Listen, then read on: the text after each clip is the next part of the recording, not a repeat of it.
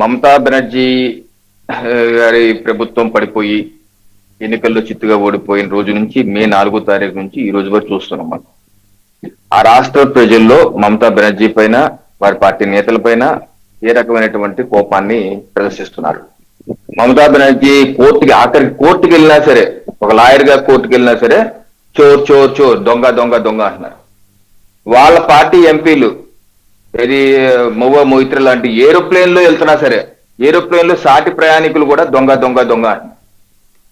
ఆ రాష్ట్ర ప్రజలు, ఆ రాష్ట్రంలో అపోజిషన్ గా ఉన్న సిపిఎం కాంగ్రెస్ పార్టీలు కూడా భారతీయ జనతా పార్టీకి ధన్యవాదాలు తెలియజేసుకుంటున్నారు. ఎందుకంటే దశాబ్ద పైచిలుగా సిపిఎం పార్టీ కాంగ్రెస్ పార్టీ యొక్క ఆఫీసు కార్యాలయాల్ని మమతా బెనర్జీ టిఎంసి గూండాలు బలవంతంగా లాక్కొని వాళ్ళని తరిమేసి టిఎంసి జెండాలు పెట్టుకున్నారు.